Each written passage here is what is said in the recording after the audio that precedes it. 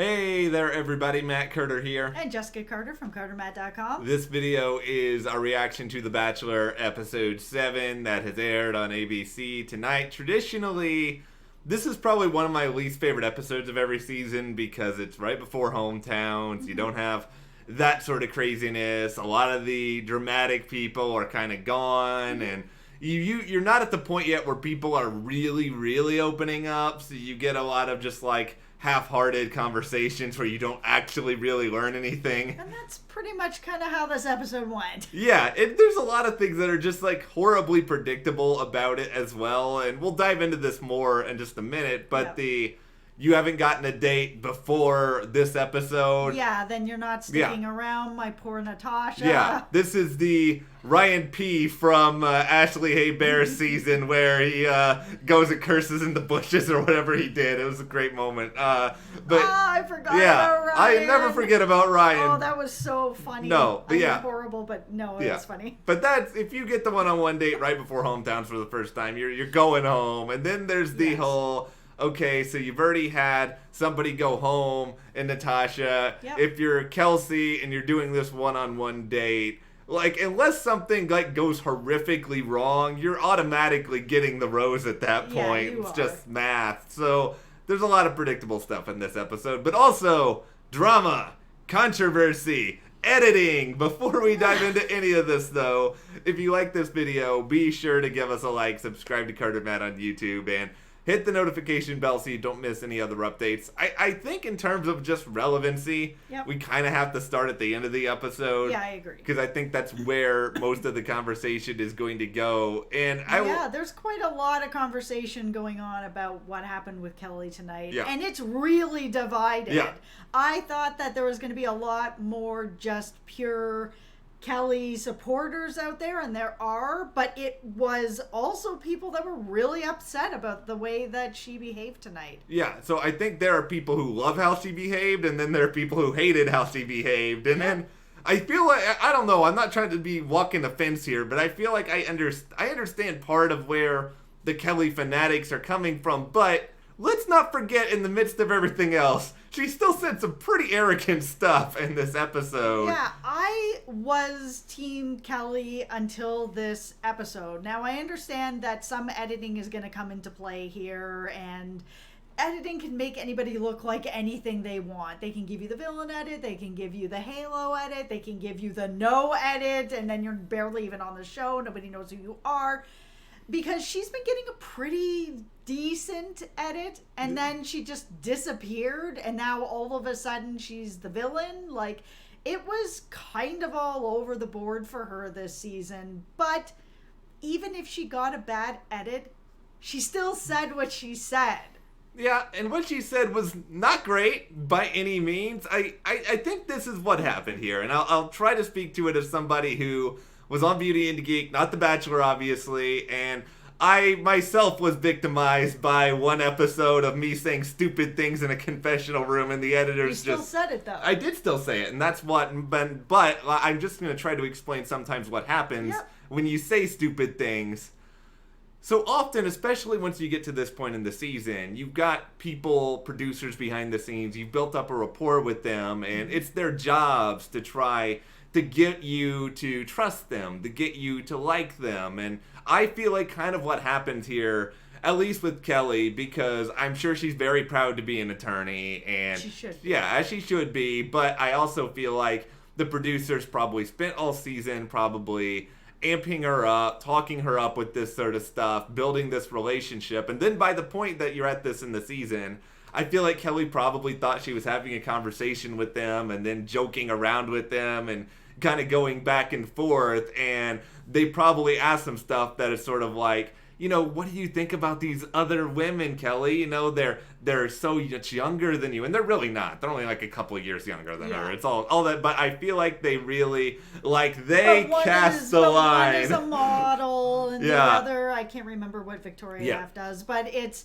not an attorney, and apparently if you're an attorney, you're better than everybody else. And so Kelley took this bait, and they just reeled her in like nobody's business, and Kelley you are an attorney, so you should know really well when someone is gaming you. So that's where, you're being so boisterous about your profession kind of comes back to bite you a little bit, because they played you, Kelley, and they played you hard. Yeah, and if that happened, I am kind of curious to hear what she's going to have to say about that at, sort of the Women Tell All, or if there's going to be any interviews that are going to come out where she says that that's what happened. I could absolutely believe that that's how it went out. Yeah. Just the same, she did say what she said, and of course the edit made it like I was getting, even with just the edit, and I have a background in production for film and television and stuff like that. So I know that this can happen, and I still found myself getting really pissed off with what she was saying, because to me, it's just coming off as very, very arrogant about your job. And while it's an important job, your job doesn't take away from someone else's job. Or it's like saying if somebody's unemployed that you're better than them, or just that sense of sort of entitlement because of a job. And I personally don't think that any job or not job makes somebody. You can be unemployed and be a better person than somebody who's an attorney or a doctor or whatever. It doesn't make you. So it was coming across, of course, badly, which is what they wanted. They wanted her to come across as arrogant and full of herself, that she's so much better because of her job, and it worked. There's a lot of people online that are really pissed off about it. And I think ultimately that is what they wanted. They wanted to justify Kelley going in this spot, and they wanted to sort of explain away why Peter made this decision, so that when Kelley leaves, it's so that people aren't as bummed out about it as they would have been if they didn't show that. And that's how I feel about it. But yes, she did come across as very arrogant. I'll kind of bring to light what I think a lot of the Kelley fans are saying tonight, and I don't think they're necessarily sticking up for those comments about her job. I think they're probably more sticking up for it. And I did find this part to be entertaining, how she really couldn't be bothered by a lot of the nonsense during the date. She's like lying down at one point. Yeah, and I agree with that. I mean, she is on a date with Victoria F., who has been very dramatic and fighting with Peter all season. It still is kind of surprising to me that she is there, because they have had such a contentious relationship all season long, and even in the preview, it is coming to a head again. Yeah. So, but with Hannah Ann, I think there's something else that's actually there with her. Yeah. So that one, I was a little more surprised that Kelley wasn't a little more concerned about it. Everybody in the house knows that they have a relationship. But her confidence to just kind of be like laying back, being like, well, he's not going to get rid of me. Look at the two people that are here, was a little bit ridiculous. I get why people are feeling that mood, because we've all kind of been there. Yeah. It was funny. But she should have been worried about Hannah Ann. I think everybody should be. She should have been worried about Hannah Ann. And Victoria's gotten a lot of time with Peter. I mean, she probably should have been worried more about that. I mean, I do appreciate... the weirdest thing to me in this whole episode, Hannah Ann gets the rose, immediately starts sobbing. Kelley does not cry once in the remainder of the episode. Oh, she handled that like a champ. She just left and was just like, well, I guess this guy's not for me then. And then to me, though, that means that maybe Peter made the right choice, and that this was the right choice for Kelley going home, because if she's not feeling it, and she's not feeling kind of heartbroken or expressing it in any kind of way, it doesn't have to be tears, but it felt like nothing was there. It was just not even complete shock. It was just kind of like, oh, well, okay, what's next? Which is fine, but then it doesn't feel like you're really that into Peter, and so you could have self-evicted long before this, because in a lot of ways you're just too good for the show, and you don't need to be on this show. Well, my feelings about Kelley, and I mean, we'll talk about Natasha in a moment, but they're kind of similar in that I do think that both of them, they weren't necessarily as all in on Peter, I think, as some other women are this season. But I also think they would have been happy to continue on and see if anything was there. To me, it felt a lot like Kelley was someone who maybe if it got down to final 3 and she didn't feel that much better, I think I could totally see her leaving at that point. I don't think she would have, stuck around and won the show or whatever if she wasn't really feeling it. But yeah, I think Kelley, she's going to be fine. Did you know Kelley's an attorney? So I feel like Kelley's an attorney, so, she's going to be A-okay. I would actually be surprised if we see Kelley again in this franchise. I don't know why she would want to come back to it. Well, first off, they gave her that villain edit. Yeah. First they gave her the good edit, then they gave her the no edit. They also gave her the cheater edit.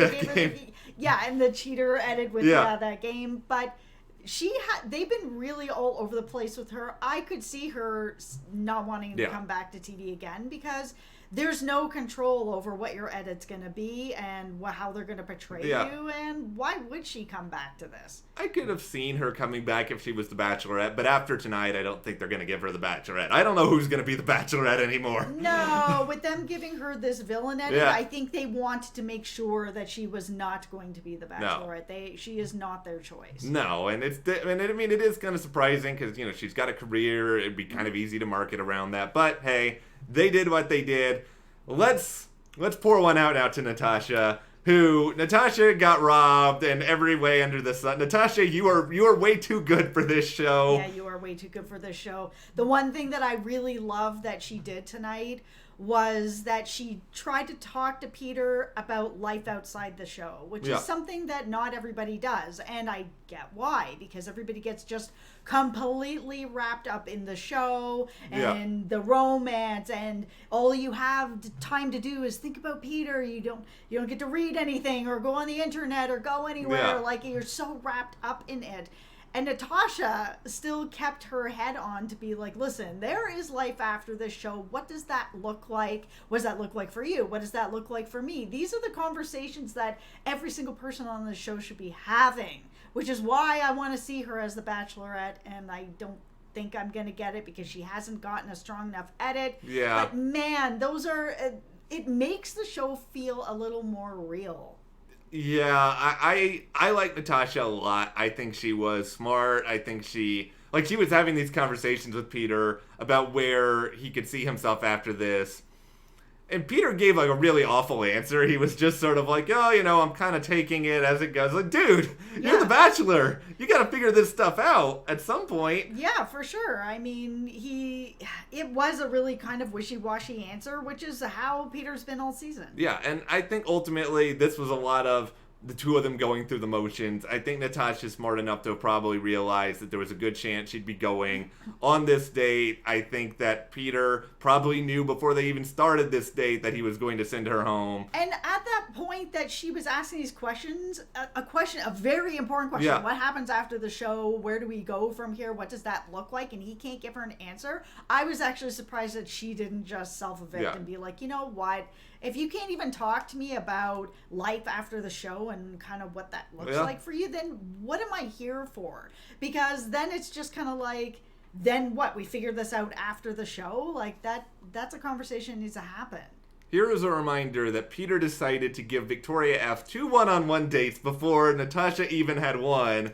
In addition to all the other nonsense with Victoria F that he has done this season, he just did not give her a chance. No, he didn't give her a chance. And you missed out, Peter. Yeah, well, I do hope that I don't know if we're going to see Natasha as the Bachelorette. Not enough airtime. No, she didn't get enough airtime. I think she'll be invited to Paradise. I don't know if she'll do it, but I think she'll be invited. And I think there's a good chance she'll do it. And I hope that there's somebody for her in Paradise. She feels like one of these people who could actually have like a good Paradise success story. I'm actually hoping that she'll go on Paradise and she will get more time and she will end up landing a Bachelorette gig.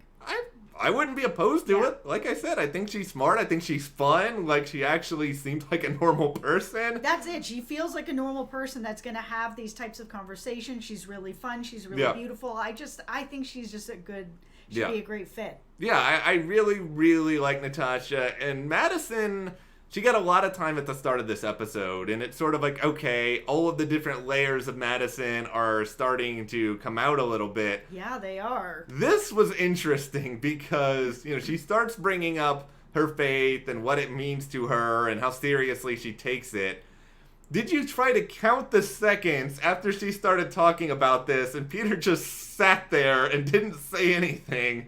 Yeah, it was... That whole conversation was strange to me because I give Madison a lot of props about bringing up faith because it is sort of faith in politics, the things you don't ever talk about sort of thing, but how important it is to her that it's something that's not only in herself, it's in her family, it's in her life. She's obviously going to want to raise her children to be, you know, Christian and go forward with that. She wants a husband that's on the same thinking, the same path, the same faith, the same whatever. It's very hard to bring that up sometimes.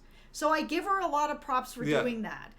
Then you've got Peter who's not answering that question. So clearly he is not on the same path as that. And that's what he said. That he does have some faith, but that he's been a little bit lost off the path.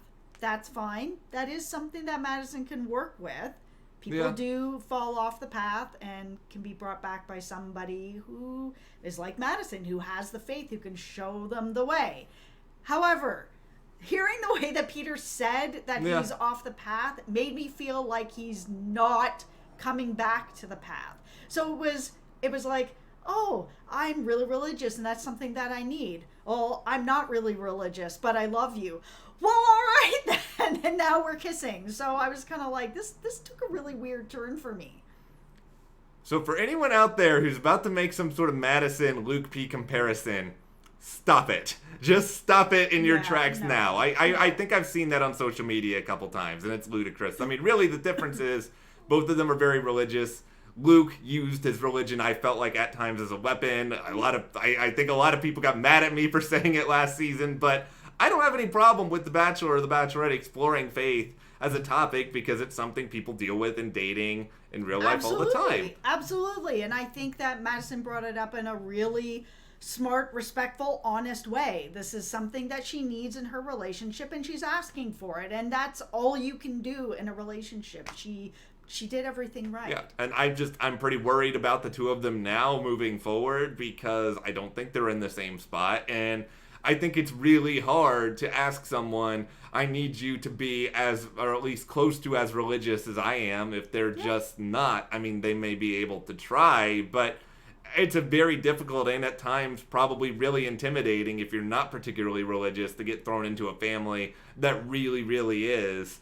Yeah, and it seems like it's a deal breaker for her, and I understand. It can, if that's something that you need and you need someone to be of the same faith as you, then Peter's not it. You can try to lead him back to the path if he was actually on the path, but it's difficult because faith is something that is not necessarily you're being led by somebody else. It's something that's inside of you, and it's something that you experience for yourself and how you feel about things and learning about it and having that faith.